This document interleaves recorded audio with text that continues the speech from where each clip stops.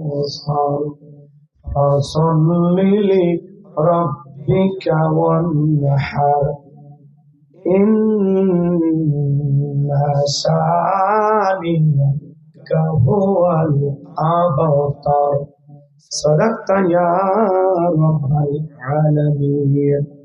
وعن أبي هريرة رضي الله تعالى عنه قال رسول الله صلى الله عليه وسلم الدنيا سجن المؤمن وجنة الكافر رواه مسلم.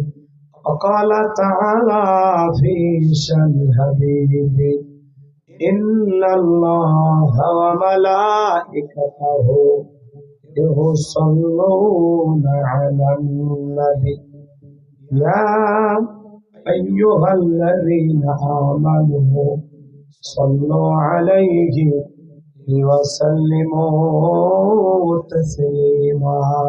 شكر درود إبراهيم قرآن اللهم صل على محمد وعلى آل محمد كما صليت على إبراهيم وعلى آل إبراهيم إنك حميد مجيد.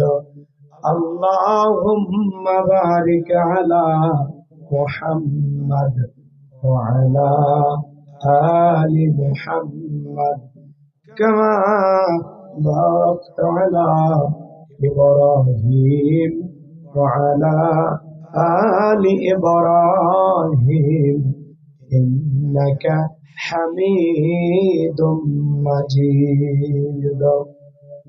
মুসলিম মোরা ঘুমিয়ে পড়েছি, বিবেকে জ্বলছে তালা, রক্ত মদের হয়েছে শিথিল, পাপে অন্তর কালা, আসছে পথে আধার নেমে, তাই বলে কি রইবি থেমে, বাড়ে বাড়ে জ্বলবে বাতি, হয়তো বাতি জ্বলবে না, তাই বলে তো ভিড়র মতো বসে থাকলে চলবে না। মুসলিম আমি, সংগ্রামী আমি, আমি চিররণবীর, আল্লাহকে ছাড়া কাউকে মানি না, নারাই তাকবীর। মুসলিম জাগে কারাবালাতে কঠিন শপথ পড়ে, সেই মুসলিম চির উত্তম, তাই তো একত্রে শপথ নিলাম, আল্লাহ রাজ গর্ব এবার চির শান্তি শোকের নীর, আল্লাহকে ছাড়া কাউকে করি না ভয়, নারাই তাকবীর। কইরে খালেদ কইরে ওমর, এসেছে নতুন বদর, কইরে খালেদ কইরে ওমর, এসেছে নতুন বদর, কোথারে দেখবি জয়ী তরুণ মুজাহিদ, আবার কে গাইতে হবে ঘুম ভাঙানো গীত, আবার কে গাইতে হবে ঘুম ভাঙানো গীত, লা ইলাহা ইল্লাল্লাহ জোরে লা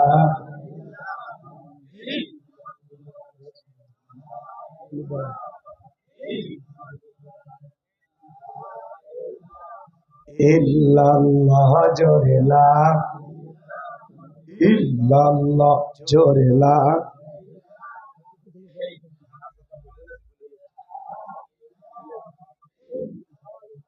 জোরে লা ইলাহা ইল্লাল্লাহ জোরে জোরে লা ইলাহা ইল্লাল্লাহ জোরে লা। সাইদ ভাইয়ের মা, মুগ্ধ ভাইয়ের মা, ইয়ামিন ভাইয়ের মা, নাহিদ ভাইয়ের মা, সাইদ ভাইয়ের মা, মুগ্ধ ভাইয়ের মা, ইয়ামিন ভাইয়ের মা, নাহিদ ভাইয়ের মা, তোমরা বড় ভাগ্যবতী, আনলে ধরায় আলোর জ্যোতি, সালাম তোমায় জানাই ফেরেশতা, সালাম তোমায় জানাই ফেরেশতা লা ইলাহা ইল্লাল্লাহ জোরে লা ফুলের বুকে থাকলে মধু ভ্রমর যেমন আসে কোরআনের জ্ঞান থাকলে বুকে সবাই ভালোবাসে লা ইলাহা ইল্লাল্লাহ জোরে লা ইলাহা ইল্লাল্লাহু মুহাম্মাদুর রাসূলুল্লাহ জবান ছেড়ে একবার কে পড়ছি সাল্লাল্লাহু আলাইহি ওয়াসাল্লাম। বাংলাদেশের ঐতিহ্যবাহী টাঙ্গাইল জেলার হিজুলি পূর্বপাড়া গ্রামবাসী ও যুব সমাজের উদ্যোগে আজকের দ্বিতীয় বার্ষিক ওয়াজ মাহফিলের সম্মানিত সুযোগ্য অনারেবল প্রেসিডেন্ট বিশিষ্ট আলেমে দ্বীন মুফাসসিরে কোরআন হযরত মাওলানা মুফতি আব্দুল মালিক সাহেব দামাত বারাকাতুহু আলিয়া আল্লাহ পাক তার গোলামকে হায়াতে তৈয়বা সেহত কুল্লি দান করুন, দ্বীনের খেদমতের জন্য কবুল করুন, চিল্লা বলুন আমিন।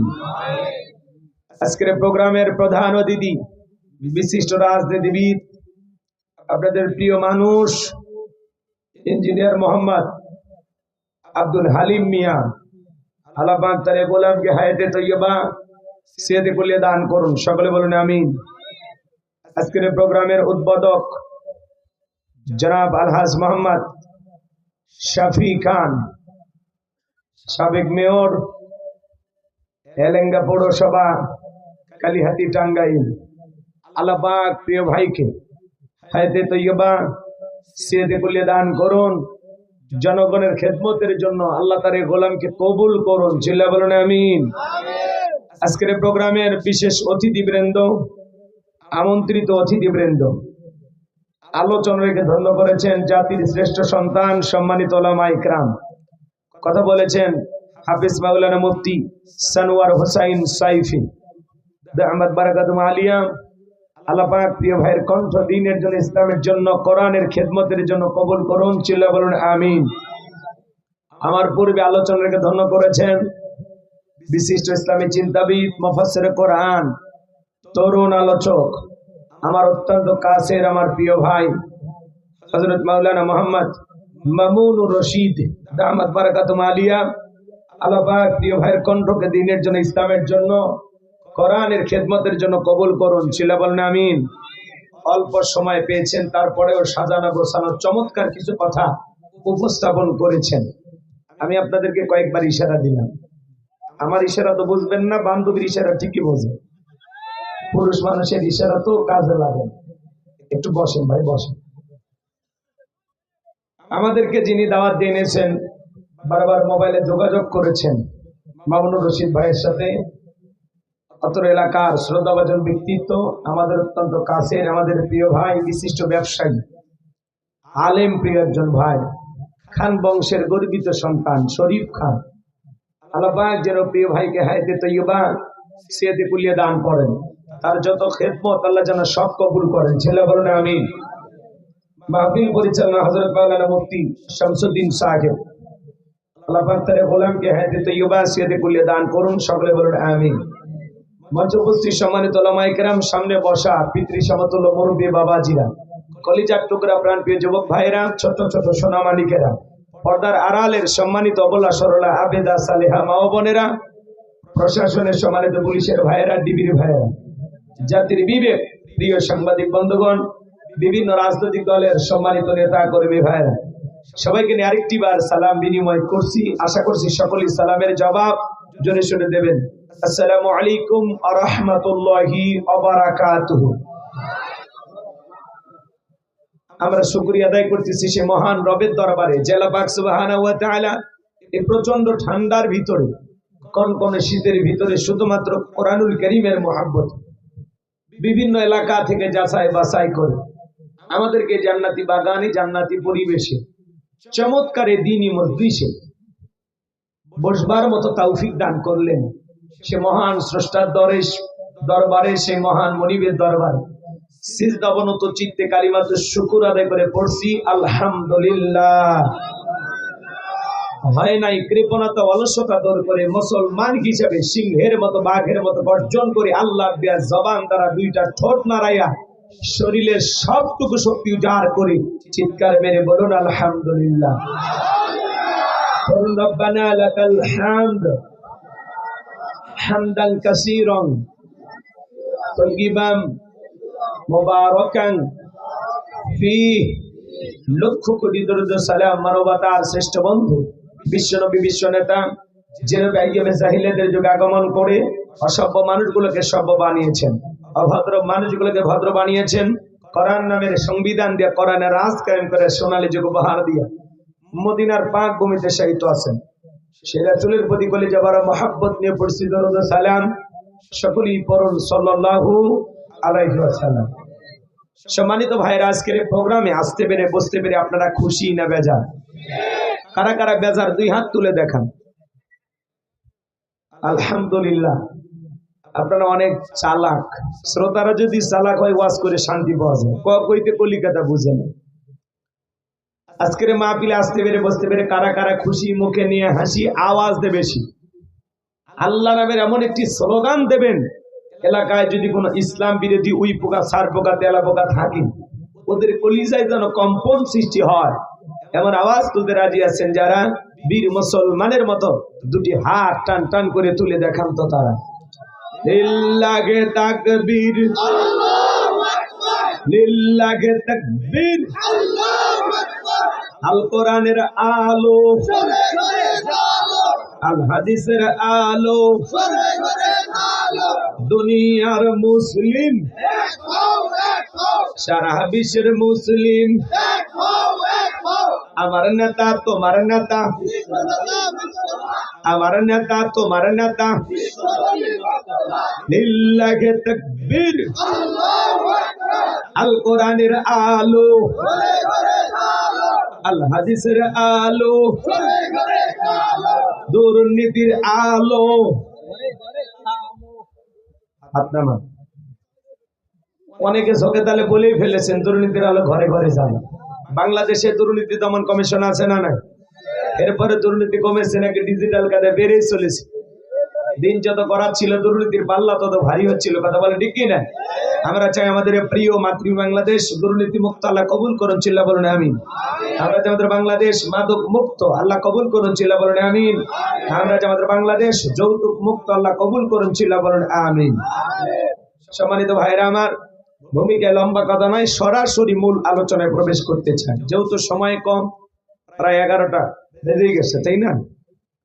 11টা বেজে গেছে। 12টা 12টার মধ্যে আমরা দোয়ার দিকে চলে যাব ইনশাআল্লাহ। বেশি সময় আমি আপনাদেরকে কষ্ট দেব না, অল্প সময় কথা বলবো। সম্মানিত ভাইয়েরা আমার, আজ থেকে কয়েক মাস আগে আমরা কোরআনের মাহফিলে কথা বলার জন্য যখন যাইতাম, যেখানে খাবার আয়োজন এবং বসার ব্যবস্থা থাকতো, এখানে কিছু বুদ্ধিজীবীদের আগমন ঘটতো। এরা দিত আমাদেরকে প্রথম সবক, হুজুর এটা বলা যাবে না, ওইটা বলা যাবে না, এটা বলবেন, ওইটা বলবেন। কথা মঞ্চে যখন চলে আসতাম, আবারও দ্বিতীয় দফায় কিছু বুদ্ধিজীবীদের আগমন ঘটতো। এরা দিতে দ্বিতীয় সবক, হুজুর হ্যাঁ এলাকায় মোটামুটি আমরাই সব, আমরা ওয়াজ যা করবেন করবেন, খবরদার নেত্রীর বিরুদ্ধে যেন কোনো কথা না হয়। এখন কি আর ওই বুদ্ধিজীবীরা আছে ভাই? টর্চ লাইট মেরে চেহারা খুঁজে পাওয়া যাচ্ছে না। কথা বল লিখে না। মনে রাখবেন, জুলুম কখনো চিরস্থায়ী হতে পারে। জালেমদের শেষ পরিণতি হলো পরাজয়, আর মাজলুমদের শেষ পরিণতি হলো বিজয়। শেষ বিজয়ের হাসি মুসলমানেরা হাসবে। কথা বল ঠিক কিনা? এজন্য মনে রাখবেন, জুলুম কখনো চিরস্থায়ী হতে পারে। যারা জুলুম করেছিল আজকে তারা আছে, হয় কেউ জেলখানায়, না হলে কেউ দেশের বাইরে গর্তে লুকেছে, গর্তে খুঁজে পাওয়া যাচ্ছে না। এটা কার খেলা? কার খেলা? যেন বেশি বাড়তে নাই। যত বেশি বাড়বেন তত বেশি পতন ঘটবে। বাবা আমি কথা বলবো পবিত্র কোরআনুল কারীমের 108 নম্বর সূরা। সূরাটির নাম কাউসার। জোরে বলেন কি নাম? আর একটু জোরে বলেন কি নাম? আরো জোরে। জোরে হলো না, একটু মিছিল করার অভ্যাস করুন। সামনে মিছিল করা লাগবে, 16 বছর মিছিল করতে পারেন নাই, এইবার করা লাগবে। এই যে গেটে যে আলোটা জ্বলে না, ওই যে টিপ টিপ নেবে জ্বলে, ওইটা একটু বন্ধ করে, শুধু ওই আলোটা, হ্যাঁ ওই যে চোখে ডিস্টার্ব হয়েছে, খারাপ লাগতেছে আমার, হ্যাঁ ওইটা বন্ধ করে। এদিকে খেয়াল করেন, সূরার নাম কাউসার, মোট আয়াত আছে 3টি, রুকু আছে 1টি। বিশ্বনবীর মক্কার জিন্দেগিতে আল্লাহ তাআলা এই সূরাটি নাজিল করেছেন। চিৎকার মেরে বলুন আল্লাহু আকবার। আপাতত বেশি না, 12টা পর্যন্ত আজকের মাহফিলে ধৈর্য নিয়ে কারা কারা বসে থাকবেন 2 হাত তুলে একবার শুধু বলেন ইনশাআল্লাহ, আরেকটু জোরে বলেন ইনশাআল্লাহ। আল্লাহ আমাদের ধৈর্য সহকারে মাহফিলে বসে থাকার তৌফিক দান করুন, জোরে বলুন আমিন। এই যে ওয়াদা দিলেন, ওয়াদা ভঙ্গ করা কিসের লক্ষণ? মুনাফিকের লক্ষণ। আমার বিশ্বাস টাঙ্গাইলের মাটিতে মুনাফিকের জায়গা নাই। আপনারা খাঁটি নির্ভেজাল মুমিন, আল্লাহু আকবার, এটা আমার বিশ্বাস। এখন যদি 2-4 জন উঠে যায় তাহলে তো বুঝে নেওয়া লাগবে। তো চলেন, আশা করি আপনারা অল্পতেই বুঝেছেন। জবান ছেড়ে সবাই একটু মহাব্বতে আমার সঙ্গে তেলাওয়াত করুন। আউযু বিল্লাহি মিনাশ শাইতানির রাজীম। বিসমিল্লাহির রাহমানির রহিম। বিতাড়িত মুর্দার শয়তানের কাছ থেকে আল্লাহ পাকের কাছে আশ্রয় প্রার্থনা চাচ্ছি। পরম করুণাময় দয়ালু আল্লাহ তাআলার নামে শুরু করছি। জবান ছেড়ে সকলের মুখস্থ আছে না? আমার সঙ্গে তেলাওয়াত করুন। ইন্না আ'তাইনাকাল কাওসার ফাসাল্লি লিরাব্বিকা ওয়ানহার ইন্না শানিআকা হুয়াল আবতার। আল্লাহু আকবার। যে কোন আয়াত বা সূরার তাফসীর করতে হলে কোন প্রেক্ষাপটে কোন সময় আল্লাহ তাআলা সেই আয়াতটি বা সূরাটি নাজিল করেছেন, সেই নাজিলের প্রেক্ষাপট জানার দরকার আছে না নাই? আরবিতে বলা হয় শানে নজুল। যদি শানে নজুল আলোচনা করা হয় তাহলে তাফসীর বুঝতে সহজ হয়। তাহলে বিশ্ব নবীজির উপরে আল্লাহ তাআলা কোন প্রেক্ষাপটে কোন সময় সূরা কাউসার নাজিল করেছেন, আমি কি একটু নাজিলের সময়কালটা তুলে ধরবো? প্রেক্ষাপটটা কেমন ছিল আমি কি একটু বলবো? কষ্ট হবে না তো ইনশাআল্লাহ? সম্মানিত ভাইরা আমার, বিশ্ব নবীর প্রিয় সাহাবী হযরতে আনাস রাদিয়াল্লাহু তাআলা বলেন, নবীজি আমার চোখের সামনে বসা, কাবার হাতিমে হেলান দিয়া বসা। আমি তাকায় দেখি নবীজির মনটা ভীষণ খারাপ, মুখটা মলিন, চোখের কোনা দিয়া অশ্রু ঝরতেছে। হযরতে আনাস দেখে বলেন, কিছুটা সময় অতিবাহিত হয়ে যাওয়ার পরে আমি তাকায় দেখি আমার নবীজি মুস্কি মুস্কি হাসতেছেন। বলুন সুবহানাল্লাহ।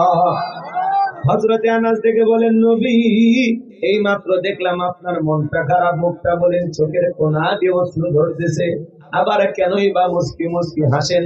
আমার নবী কেন কাঁদেন, কেন হাসেন, এর পেছনে রহস্য আছে না নাই? নবীজির কান্না করার কারণ হলো নবীজির কলিজার টুকরা ছেলে সন্তানগুলো জন্ম নেয় আর এক এক ছেলে সন্তানগুলো মারা যায়। আবুল কাসেম মারা যায়, আবু তাহের মারা যায়, ইব্রাহিম মারা যায়। বাবা হিসাবে নবীর মনেও কষ্ট লাগে কিনা? ছেলেগুলো জন্ম নেয় আর এক একে মারা যায়। নবীজির মনে অনেক কষ্ট, অনেক ব্যথা। অন্যদিকে নবীজির কাছের চাচার নাম হলো আবুল হাব, ডেকে বলে, ভাতিজা তোমার বংশী ভাতিজা কেউ থাকলো না, তুমি একটা লেজ কাটা, তুমি একটা নির্বংশ, তুমি একটা হাত করে। যদিও রাসূলের 4টা কন্যা সন্তান জীবিত ছিল, এরপরেও নবীজির কাছের চাচা আবুল হাব সমালোচনা করে। বলেন তো বাজান, তাতে নবীজির মনের কষ্ট কমে না বাড়ে? আপনারাই বলুন, আল্লাহ না করুক আপনার আমার সন্তান যদি মারা যায়, কাছের আত্মীয় স্বজনদের উচিত বিপদের দিনে সান্ত্বনা দেওয়া। বাবা তুমি সবর করো, ধৈর্য ধারণ করো, জীবন মৃত্যুর মালিক আল্লাহ। আল্লাহ সন্তান দিয়েছে, আল্লাহ নিয়েছে। আল্লাহ যদি চায় বছর না ঘুরতে আবারও তোমাদের ঘর আলোকিত করে সন্তান দিতে পারেন, তিনি কে? তাহলে কাছের মানুষদের উচিত বিপদের দিনে সান্ত্বনা দেয়, সবরের কথা বলা, ধৈর্যের ওয়াজ করা। কিন্তু নবীজির চাচা আবুল আহাব এতটাই খারাপ, দেখে বলে, ভাতিজা তোমার বংশী ভাতিজা কেউ থাকলো না, তুমি একটা লেজ কাটা, তুমি একটা নির্বংশ। ধরে কোন নাউজুবিল্লাহ। আবুল আহাব কিন্তু আবু জেহেলের চাইতেও খারাপ। আবু জাহেলের নামে আল্লাহ কোনো সূরা দেয়নি, কিন্তু আবুল আহাবের নামে দিয়েছে। শুধু আবুল আহাব খারাপ না, আবুল আহাবের বউও খারাপ। সূরা লাহাবের তাফসীর করলে আপনারা বুঝতে পারতেন, কিন্তু ওই দিকে যাওয়ার সুযোগ নেই। গভীর মনোযোগ দিয়ে শুনবেন বাজান। নবীজির ছেলে সন্তানগুলো জন্ম নেয় আর একে একে মারা যায়। কেন নবীজির সন্তানগুলো শিশুকালে বিদায় নিল? অনেক পয়গম্বরের সন্তান যৌবন পর্যন্ত জীবিত ছিল, প্রাপ্ত বয়স হওয়া পর্যন্ত। নবীজির একটা ছেলে সন্তান কেন জীবিত থাকলো না? আল্লাহ তাআলা কেন তাদেরকে শিশুকালে উঠিয়ে নিলেন?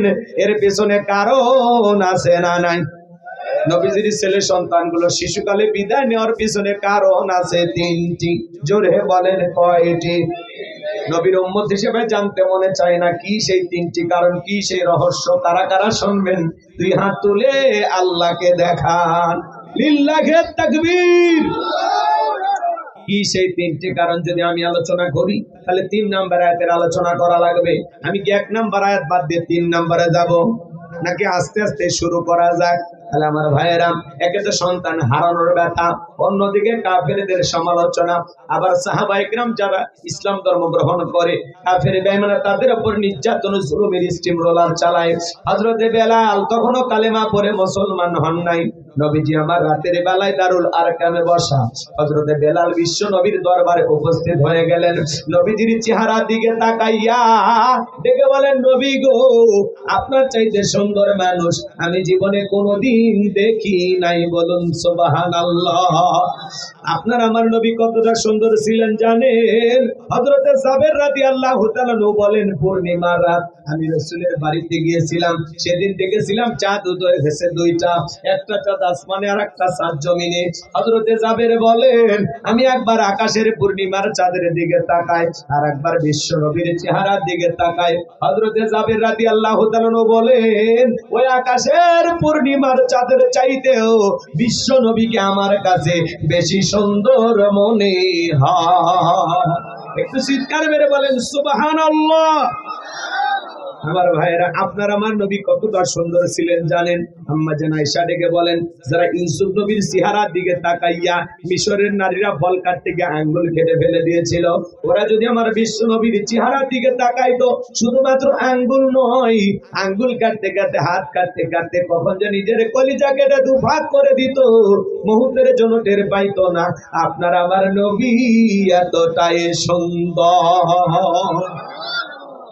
আমাদের আয়েশারা বলেন, ও দুনিয়ার মানুষ, তোমাদের একটা সূর্য আছে, আমি আয়েশার একটা সূর্য আছে। তোমাদের সূর্য উদয় হয় দিনের বেলায়, আর আমি আয়েশার সূর্য উদয় হয় রাতের বেলায়। আম্মা জান আয়েশা একদিন সেলাইয়ের কাজ করতেছিলেন রাত্রি বেলায়, হঠাৎ করে সুইটা পড়ে গেল। বাতিতে কোনো তেল ছিল না, বাতি জ্বালাইতে পারলেন না, অপেক্ষায় বসে থাকলেন। বিশ্বনবী যখন এশার সালাত আদায় করার পরে ঘরের ভিতরে প্রবেশ করলেন, নবীজি ঘরে ঢুকে সর্বপ্রথম আম্মা জান আয়েশাকে সালাম দিলেন। নবী ঘরে ঢুকে স্ত্রীকে কি দিলেন? সালাম দিলেন। আর আপনি আমি কি করি? বউ সালাম দেই না। বাড়িতে ঢোকার সময় বউকে সালাম দিবেন, আসসালামু আলাইকুম রহিমা, কেমন আছো সোনা? ঘরের দরজাটা খোলো না, আমি তোমার লেটনের বাপ, তোমার দিওয়ানা। বউ খুশি হয়ে দরজা খুলবে, কথা বলে ঠিক না? কিন্তু আপনার আমার ব্যবহার এত মিষ্টি না। ঘরের দরজা চিৎকার মারে, এ রুবেলার মা, এ দরজা খোল। বেশি দেরি হলে দরজা ভাঙে ফেলে দে, তোর পিঠের উপর কিনতে হবে রে। ভিতর থেকে বউ বলে রে, স্বামী না সেকেন্ড আজরাইল। কথা কন, কথা কন। স্বামী আছে না নাই? বাড়িতে যা বউকে সালাম দিবেন। লোকজন যদি না থাকে, বইয়ের হাতটা ধরে মুসাফা করবেন। জোরে বলেন কার হাত? এ যুবক, বিয়ে করনি, কার হাত? বইয়ের হাত। পাশের বাড়ির ভাবির হাত না ধরলে ঝাঁটা দিয়ে পিটাইবে। বইয়ের হাত ধরে মুসাফা করবেন। একেবারে ময়দান ফাঁকা থাকলে কোলাকুলি সেরে নেবেন। স্বামী স্ত্রীর মধ্যে সালাম আদান প্রদান হলে আল্লাহর পক্ষ থেকে রহমত নাজিল হবে। সালাম আছে যেখানে শান্তি আছে সেখানে, সালাম আছে যেখানে সমাধান আছে। অনেক বড় বড় ঝামেলা এক সালামের মাধ্যমে সমাধান হয়ে যায়। পারবেন না? এক জায়গায় ওয়াজ করলাম, হুজুর বউকে সালাম দিতে গিয়ে শরম লাগে। আমি তখন বললাম, ভাই আপনি কি বিয়ে করছেন? কি কোন হুজুর, 3 সন্তানের বাপ আমি। আমি তখন বললাম, স্ত্রী সবাসের একটা দোয়া আছে, আপনি কি জানেন? হুজুর, এটা দোয়া পড়ার টাইম। বউ সালাম দিতে গিয়ে শরম লাগে, আর বইয়ের বাচ্চা হয়ে যায়। তোমার শরম যদি বেশি হইতো, তোমার বইয়ের তো বাচ্চা হওয়ারই কথা না। কথা বলেন। তার মানে কি? এটা শরম না শয়তানি?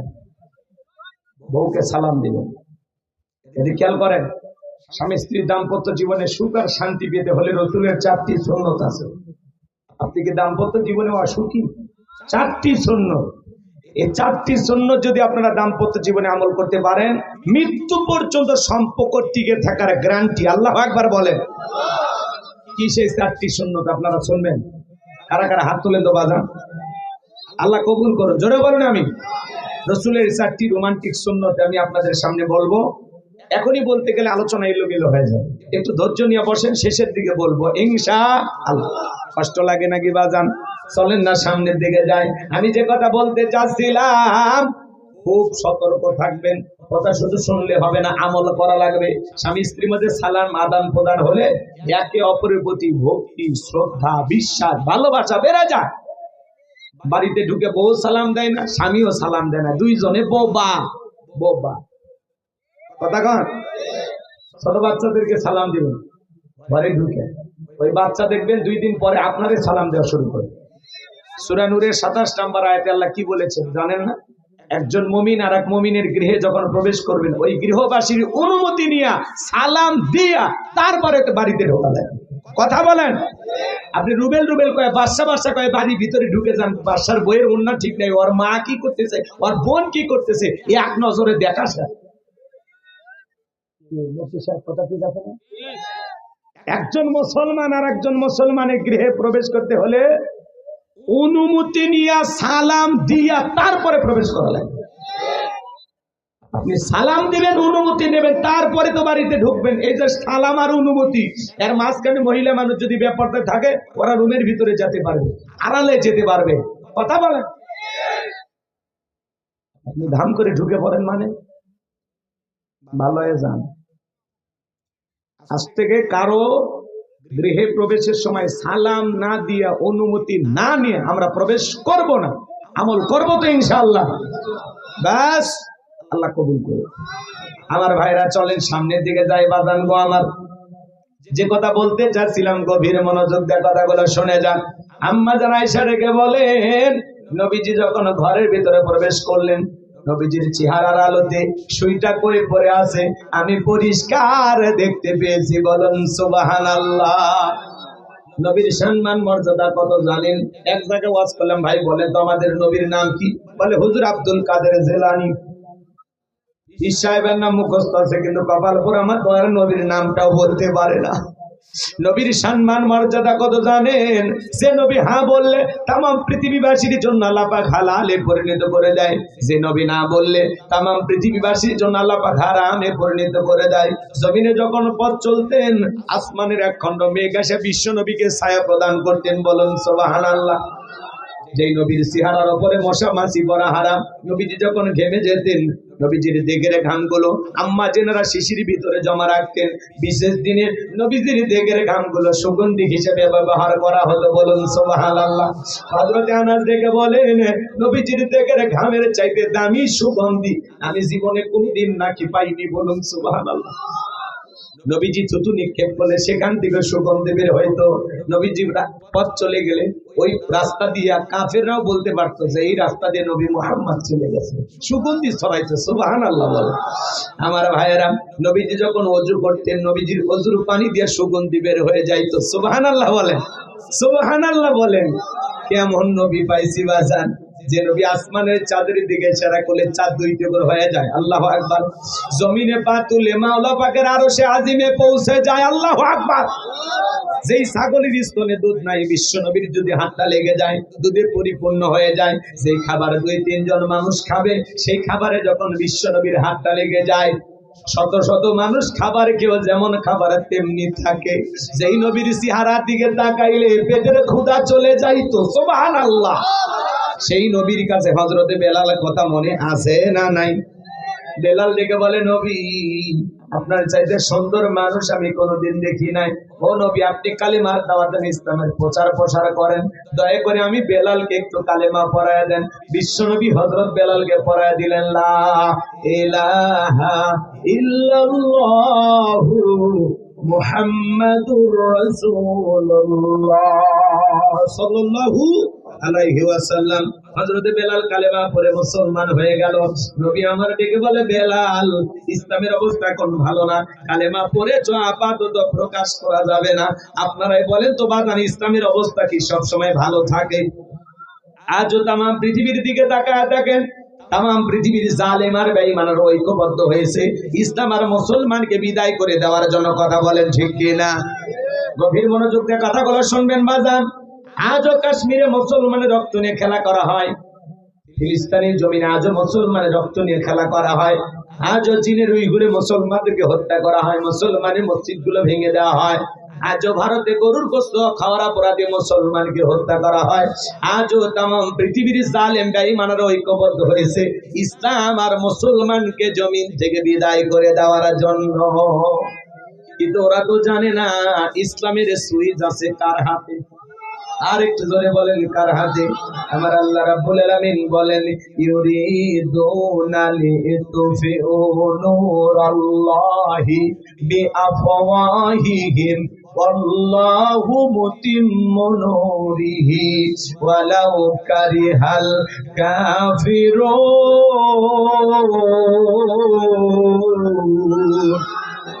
সূরা সফ আয়াত নাম্বার ৮। আমার আল্লাহ রাব্বুল আলামিন জানিয়ে দিলেন, কাফিররা চায় মুখের ফুৎকারে দিনের আলোকে, ইসলামের আলোকে, কোরআনের আলোকে নিভায়া দিতে।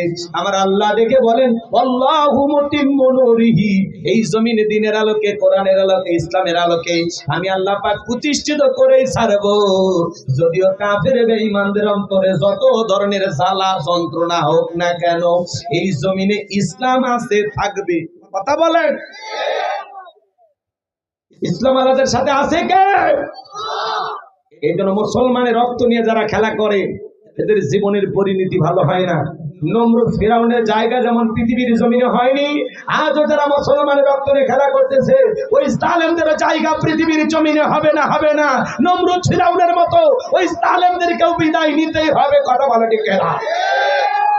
বাংলার জমিনে যারা নিরীহ আলেমদেরকে ফাঁসির দড়িতে ঝুলিয়েছিল, হাজার হাজার নিরপরাধ মানুষদেরকে জেলখানায় বন্দী করেছিল, শাপলা চত্বরে এতিম হাফেজ আলেমদেরকে হত্যা করে দুনিয়ার জমিন থেকে বিদায় করে দিয়েছিল, যাদের হাতে মুসলমানের রক্ত লেগেছিল, আজকে তারা ক্ষমতার চেয়ার রেখে পালিয়ে গেছে। কথা বলে ঠিক না? যেন জুলুম করতে না। আমরা বারবার বললাম ম্যাডাম পদত্যাগ করেন। আল্লাহ বলে, কিসের পদত্যাগ? এরা যে অন্যায় অপরাধ করেছে শুধু পদত্যাগ না, আমি আল্লাহ এদেরকে দেশ ত্যাগ করতে বাধ্য করব। কথা বলে ঠিক না? ইন্না বাতশা রাব্বিকা লাশাদীদ, আল্লাহর পাকড়াও বড় কঠিন। আল্লাহ ধরে ধরে না, সেদিন ধরবে মামু বাড়ি দিল্লি গিয়ে পড়বে। কথা বলে ঠিক না? আছে বড় বড় কথা বলতে, পালাবো না, হারাবো না, কই পালিয়ে তো দিলেন। এক কথা বলেন কি আপনারা? আমাদের চাচাকে বলা হয় স্বৈরাচার। ঈশ্বর চাচা ক্ষমতার থেকে পদত্যাগ করে জেলে গেছে, দেশ ছাড়েনি। বাপের বেটা দেশ নেত্রী বেগম খালেদা যে জেল খেটেছেন, অসুস্থ হয়ে দেশে পড়েছিলেন, দেশ ছাড়েনি। বাপের বেটি কাতারের আমিন বিমান দেশে, সে প্লেনে উঠে আল্লাহর বান্দি চিকিৎসার জন্য দেশের বাইরে গেছে। মারাবা কম, কি সম্মান! কেউ রাজকীয় ভাবে যায় আর কেউ পালিয়ে। কথা বলেন না কেন? দেশ নেত্রী বেগম খালেদা জিয়া কোনোবার দেশ ছেড়ে পালাইনি, উনি দেশেই ছিল। আর আপনি পালিয়ে গেলেন কেন? আপনার কোটি কোটি অনুসারী, কারো কথা ভাবলেন না? পদত্যাগ করে যদি জেলেও যাইতেন, কয়েক মাস পরে আবারও নেতা কর্মী মিছিল করে ফুলের মালা দিয়ে জেলখানা থেকে বের করলেন। আপনি কেন চলে গেলেন? এভাবে কেন পালিয়ে গেলেন? 18 কোটি মানুষের অভিভাবক ছিলেন আপনি। পালিয়ে যায় দেশের মানুষের যে পরিমাণে ক্ষতি করেছেন, আল্লাহর কাছে হিসাব দিতে হবে। তো সহজ না। কি মনে করেন? রাগ করেন নাকি আপনারা? আপনি মাঝে মাঝে কল রেকর্ড ফাঁস হয়, আপনি কথা বলেন কিভাবে? বলেন আমি দেশের কাছে আছি, চট করে ঢুকবো। যাওয়ার আগে বলে যাননি, ঢোকার সময় বলা লাগবে কেন? আপনি আসেন, আপনি আসেন। এই দেশ আপনার বাবার, এই দেশ আপনার স্বামীর, আপনি আসেন। যেই দিকটা মন চায় ঢোকেন, তো আপনি আসেন। আমরা জানি মেয়ে মানুষ কতদিন বাহিরে থাকবে, আপনি আসেন। ববু আইবা, তুমি আইবা গো, সেই দিন আইসা ববু ক্ষমতা পাইবা না। ববু আইবা, তুমি আইবা গো, সেই দিন আইসা বুবু ক্ষমতা পাইবা না। খোঁজ নাই বুবু কাদের কাকার, অবস্থা খারাপ করবে যে বাবার, হাউন আঙ্কেল এখন সামনে আসে না। নেতা কর্মী সব জেলের ভিতর, আমি আসি ডরের ওপর, কখন জানি আসে গ্রেফতারি পরোয়ানা। বুবু আইবা, তুমি আইবা গো, সেই দিন আসা বুবু চিয়ার পাইবা না। তার চেয়ার থেকে নামা সহজ, কিন্তু ওই চেয়ারে ওঠা কঠিন। কথা বলে ঠিক কিনা? হ্যাঁ, ভয় আছে। আমরা শোনেন, আগামীতে আর যাই হোক কোন নারীকে দেশের প্রধানমন্ত্রী বানাবো। আগামীতে সিদ্ধান্ত নেন যেই দলেরই হোক, পুরুষ নেতা।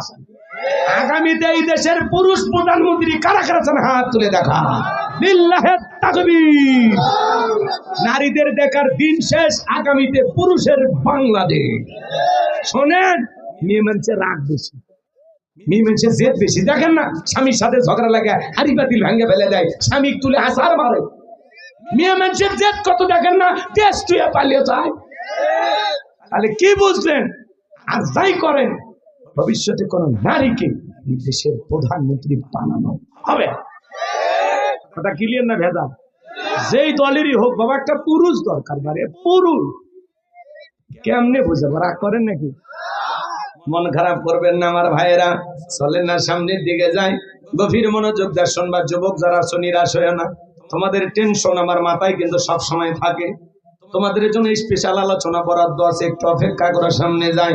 মা বোন যারা পর্দার আড়ালে কথা শুনতেছেন, মহিলাদের ব্যবস্থা আছে, মা বোনদের জন্য আলোচনা করার দরকার আছে না নাই? একটু অপেক্ষা করেন মা বোন, আপনাদের জন্য স্পেশাল কিছু আলোচনা মাথার মেমোরিতে সেট করা আছে, সময় মতো ডাউনলোড দিয়ে শোনায় দেব। আপনারা মুফতি সাহেব থাকতে এলে আমার দিকে পরে আপনারাই বলে নেন। রাগ করেন নাকি আপনারা? তাকবীর দেন, লিল্লাহি তাকবীর। নবী আমার দিকে বলা, বেলাল, ইসলামের অবস্থা এখন ভালো না, কালেমা পড়েছে, আপাতত প্রকাশ করা যাবে না। হযরতে বেলাল দেখে বলে, নবী আমার জীবনের কোনো দাম নাই, আমার মনি হুমায়ুনকে উর্দুম বা ছাগল পেশাব পায়খানা করে দেয়, এই ঘরে থাকতে আমার বড় কষ্ট হয়। একদিন বলেছিলাম, মনি আমার জন্য একটু ভালো ঘরের ব্যবস্থা করে দেন। হুমায়ুন ডেকে বলে, বেলাল উর্দুম বা ছাগলের দাম আমার কাছে আছে, কিন্তু তোর মতো কালো হাসি বেলালের দাম আমার কাছে নাই। নবী গো, আপনি শুধু দোয়া করে দেন মৃত্যু পর্যন্ত যেন কালেমার পথে টিকে থাকতে পারি, আমি বেলালের জীবনের কোনো দাম নাই। এই কথা বলে হযরতে বেলাল চলে গেলেন। পরের দিন সকালবেলা সূর্য উদয় হয়ে গেছে, হযরতে বেলাল দরজা খোলে না। অন্যান্য চাকর যারা আছে নালিশ নিয়ে চলে গেছে হুমায়ুনের কাছে, যা বলে, নেতা এখনো পর্যন্ত বেলাল দরজা খোলে নাই, বেলা অনেকটা হয়ে গেছে, তাই নাকি? বলে, হ্যাঁ চলো যায়। দরজায় ডাক দেয়, বেলাল দরজা খোল। হযরতে বেলাল দরজা খোলে না, জোরে করে ধাক্কা মারছে। যখন দরজা খুইলা গেছে, তখন এইবার মায়া তাকায় দেখে, সেই রাত্রিতে হযরতে বেলাল কালেমা পড়ে মুসলমান হয়েছে, ওই রাত্রিতে একটা উত্তম বা ছাগলের কাছে কোনো পেশাব পায়খানা নাই। জোরে বলেন মারহাবা। আমার ভাইরা দিল দিয়ে কথাগুলো বোঝার চেষ্টা করবেন। এইবার মায়ের ডেকে বলে, চাকরের দল তোমরা নিজেদের কাজে দাও। দেখো না তাকায়া, তোমরা যখন ঘুমাচ্ছিলে বেলাল তখন ময়লা আবর্জনা পরিষ্কার করেছে, ওদেরকে তাড়িয়ে দেওয়ার পরে এক পা দুপা করে বেলালের কাছে চলে গেলেন। হযরতে বেলাল দেয়ালে পিঠটা লাগাইয়া জিহ্বা নাড়াইয়া জিকিরি করে কার? এইবার হযরত বেলালকে হালকা করে ধাক্কা মারছে, যখন জবান দিয়ে কালেমার আওয়াজ বের হয়েছে, তখন এইবার ডেকে বলে, বেলাল তোর জবান দিয়ে কি শুনলাম, তুমি কি মুসলমান হয়েছো? হযরতে বেলাল ডেকে বলে, মুসলমান হয় যারা মিথ্যা কথা বলতে পারে না তারা, ওয়াকুলু কওলান সাদীদা।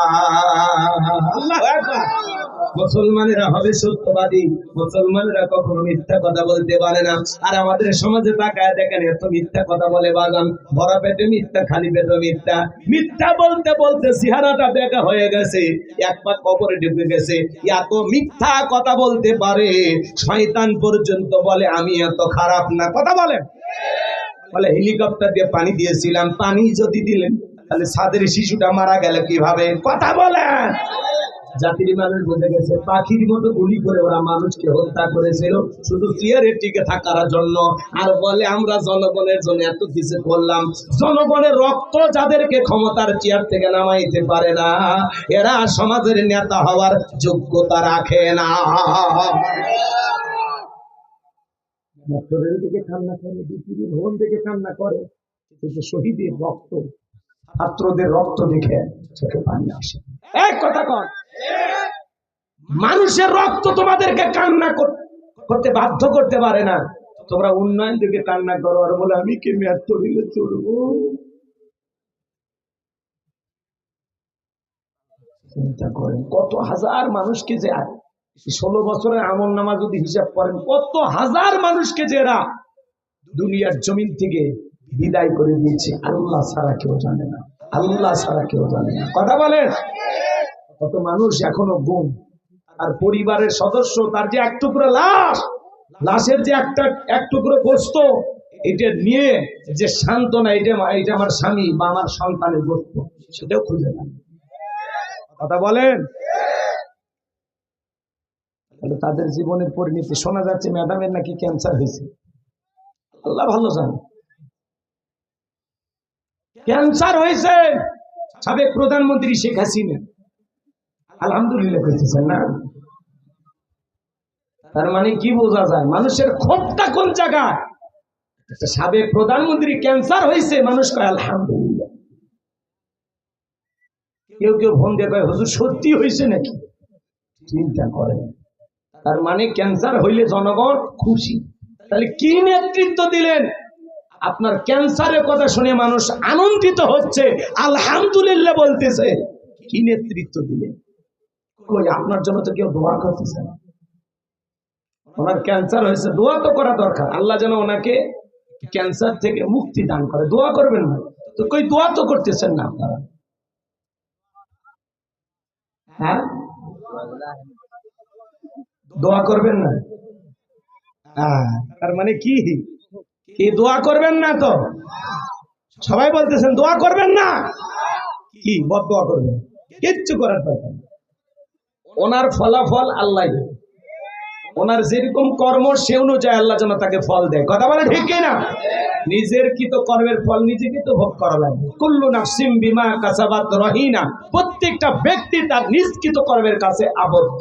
ওনার জীবনের কৃত কর্মের হিসাব ওনাকেই দিতেই হবে, দিতেই হবে। কথা বলে ঠিক কিনা?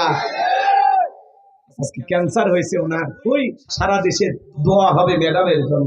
মসজিদে মসজিদে ক্ষমতা থাকলে তো দোয়া হইতো, বাধ্য হয়ে। হ্যাঁ, শ্মশান ঘাটে দোয়া করেন।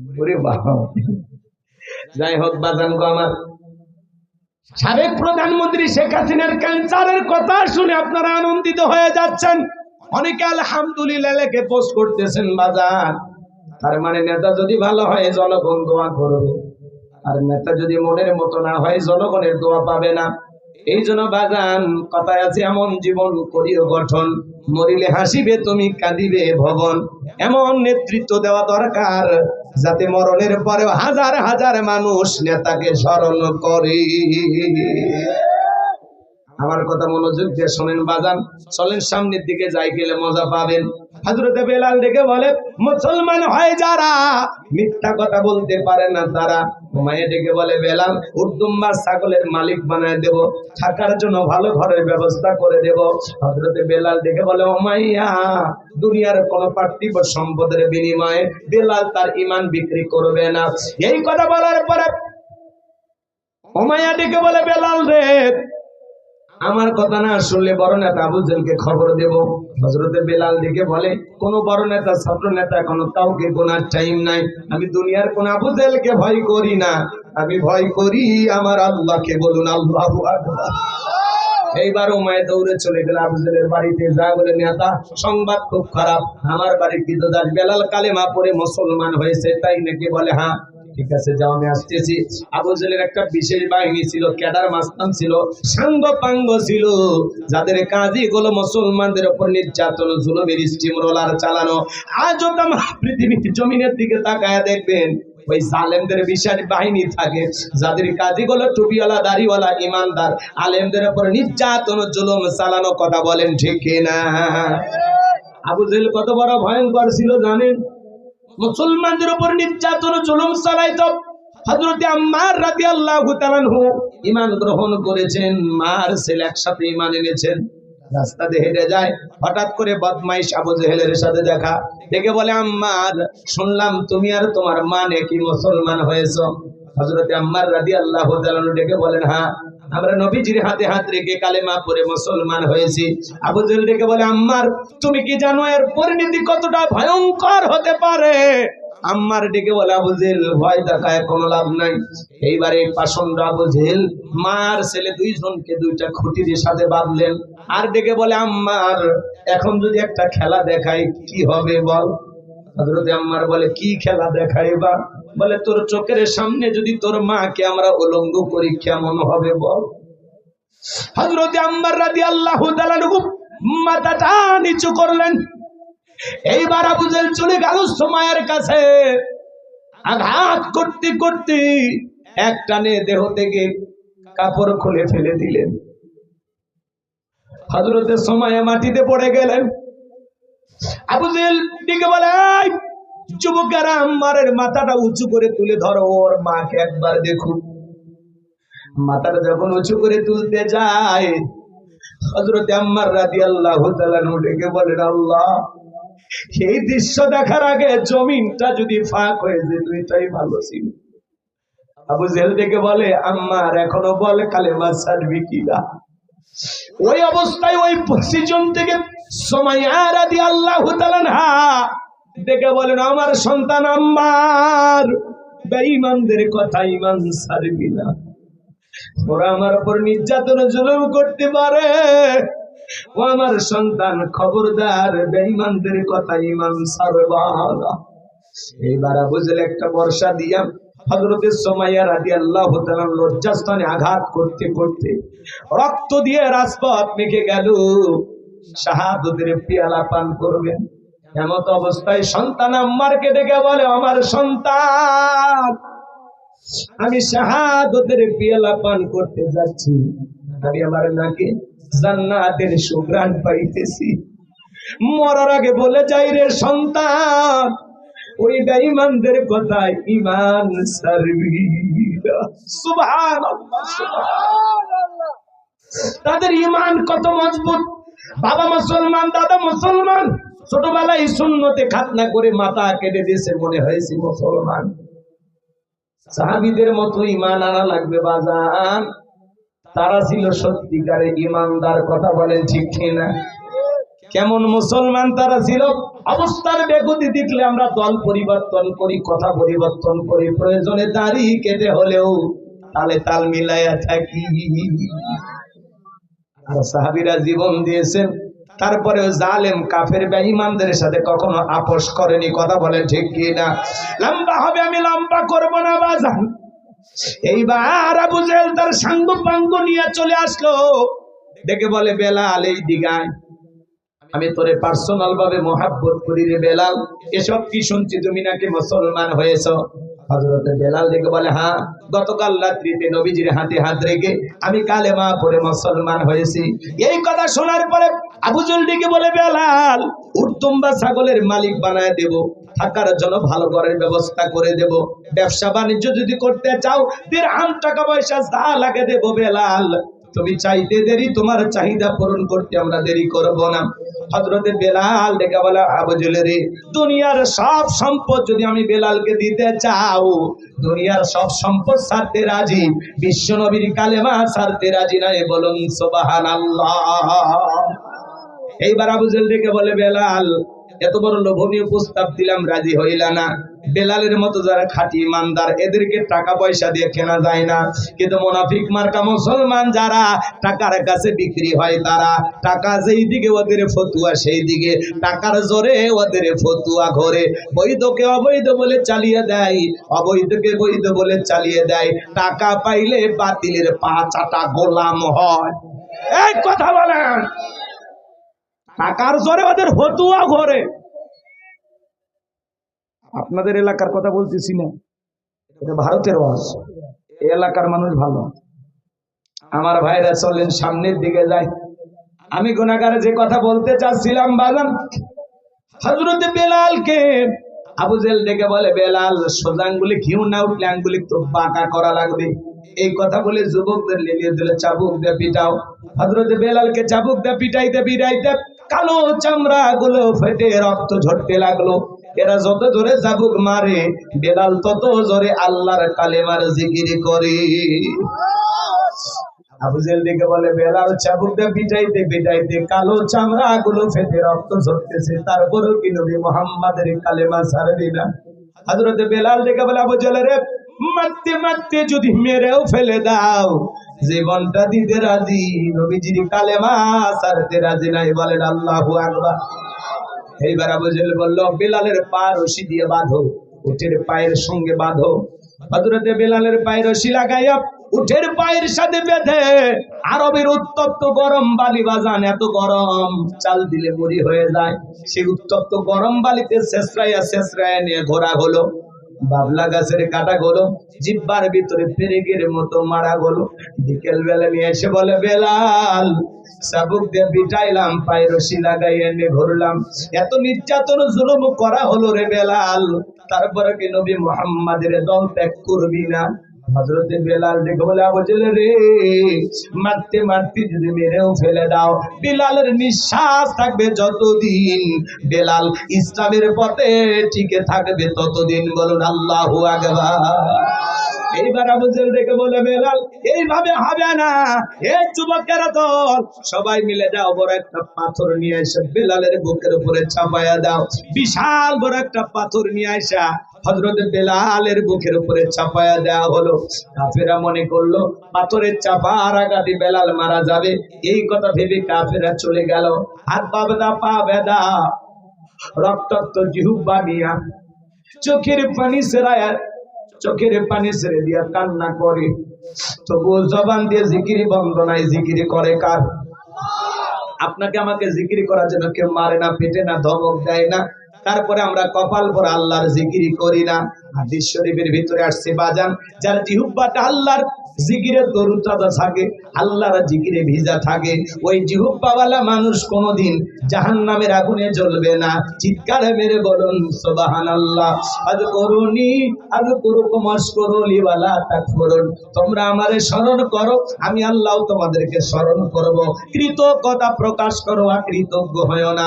এ বাজান হাঁটতে হাঁটতে আল্লাহর জিকির করা যায়, মাঠে কাজ করতে করতে জিকির করা যায়, নৌকা বাইতে বাইতে আল্লাহর জিকির করা যায়, ব্যবসা বাণিজ্য করতে করতে আল্লাহর জিকির করা যায়, রিকশা ভ্যান চালাইতে চালাইতে জিকির করা যায়। সব সময় জবানে জিকির চালু রাখবো কার? সুবহানাল্লাহ, আলহামদুলিল্লাহ, আল্লাহু আকবার, লা ইলাহা ইল্লাল্লাহ, সুবহানাল্লাহি বিহামদিহি, সুবহানাল্লাহিল আযীম। পারবো তো ইনশাআল্লাহ। জবানে হালকা, মিজানের পাল্লায় নেকির ওজন অনেক বেশি। বাজান চলুন আমি সামনের দিকে নিয়ে যাই। যে কথা বলতে চাচ্ছিলাম, হযরতে বেলাল জিহ্বা নাড়ায়া তবু আল্লাহর জিকির করে, চোখের কোনা দিয়ে পানি পড়ে, আর দিকে বলেন আল্লাহ। বুকের উপরে বিশাল বড় পাথর থাকার কারণে তোমার মতো মালিকের জিকির করতে বড় কষ্ট হয়। তুমি তো সেই আল্লাহ, ইব্রাহিমের জন্য যদি নমরুদের আগুনকে ফুলের বাগান বানায় দিতে পারো, আল্লাহ তুমি কি পারো না আমি বেলালের বুকের পাথরটাকে তুলার মতো নরম বানায় দিতে? হযরতে বেলাল দোয়া করতে দেরি, আসমানের মালিক আল্লাহ দোয়া কবুল করতে দেরি করে নাই। বেলালের বুকের পাথরটাকে আমার আল্লাহ তুলার মতো নরম বানিয়ে দিয়েছেন। বলুন সুবহানাল্লাহ। আশিক রাসূল বেলাল, নবীর পাগল বেলাল, নবীকে কতটা মোহাব্বত করতেন, ভালোবাসতেন আপনারা জানেন। বিশ্ব নবী যখন মক্কা নগরীতে পথ চলতো, বেলাল একবার ডানে যায় আর একবার বামে যায়। নবী আমার ডেকে বলে, বেলাল বুঝলে একবার ডানে যাও আর একবার বামে যাও, ব্যাপারটা কি? হযরত বেলাল ডেকে বলে, নবী আপনি কালেমার দাওয়াত দেন, ইসলামের প্রচার প্রসার করেন, ওই কাফেরাউল আপনার শত্রু, ওরা যদি আপনাকে ডান দিকে তীর নিক্ষেপ করে গো নবী, ওই তীরটা যেন সর্বপ্রথম আমি বেলালের বুকের ভিতরে ঢুকি, আবার বাম থেকে যদি